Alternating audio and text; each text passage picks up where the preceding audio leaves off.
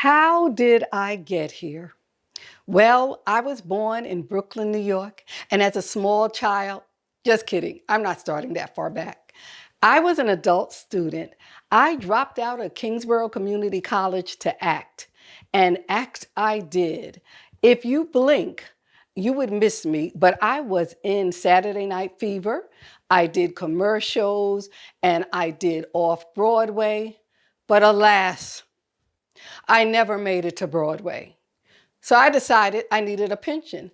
I went to, took a civil servant exam, and I got hired by John Jay College of Criminal Justice as a civil servant. And working for the city of New York, you could go back to school for free. So I decided to go back to school.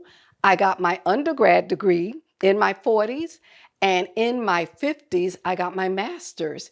And once I got my master's, I started bugging people to teach. I called the African American Studies Department, said, can I teach? Can I teach?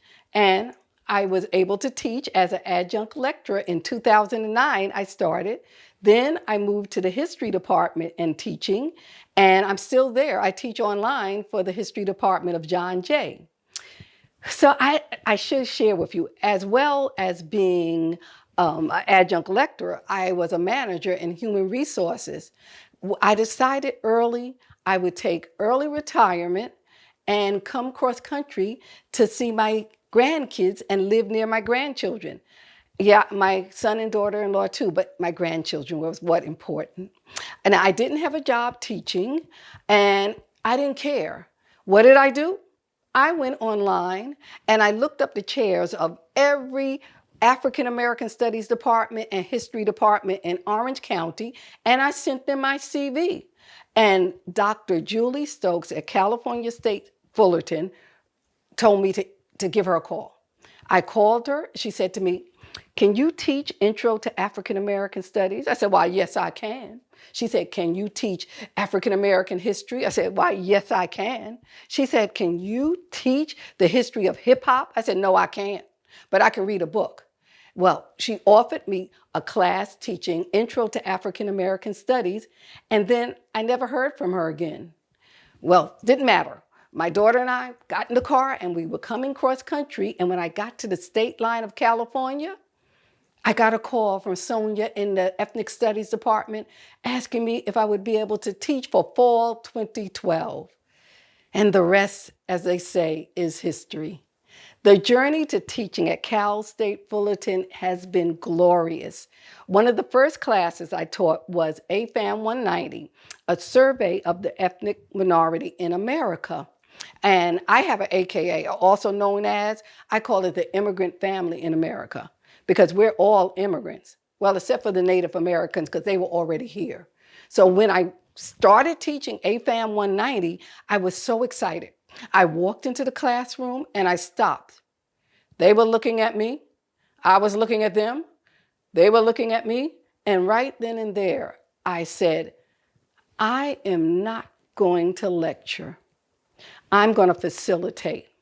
I want to hear what the students have learned. Now, I do use a text. I use academic articles and videos, but I listen to what they learn. They teach me. It's a wonderful experience. And once I start class, the very first week of class, I tell them this is a safe space. This is a safe space, and we will feel like a family. And they go, yeah, okay, sure. But you see this picture behind me? This is fall 2020. And at the end of the semester, we were a family. And it was so heartfelt that we were all crying, and this represents fall 2020. I have one assignment that I do with them. I tell them, tell me a time that someone hurt your feelings. And I say, if you're shy, you don't have to share. We will go around the class and students will share things that bring tears to the eyes. And I hear other students saying, that happened to you? Wow, that happened to me. And things can get really intense. I have chased students down the hall and I have to tell them, hey, I had a hip replacement. Can you run slower? But they always come back. And after we are sharing, the students get to learn that they're not alone. And we read about lives of different human beings, and they understand that we are the same. We are all human beings. And in the class, I have different races and ethnicities, but we are all human beings. And for a final project, what do? I have them do a genealogy project. I want them to do research on them and their family. They have to do a family tree, a map, and they have to interview an elder. And it could be a parent, a cousin, a parent figure. They could interview themselves. I've had students who were adopted and they didn't know their family. I said, interview yourselves. And they interview and they learn. Some of the most amazing things that I have learned, we talk about how a family has come across the border to live the American dream, which is what this country is about. One grandfather, he never shared this with anyone, but he decided to share it with the AFAM class. He shared that during the Korean War, he was a prisoner in a North Korean camp.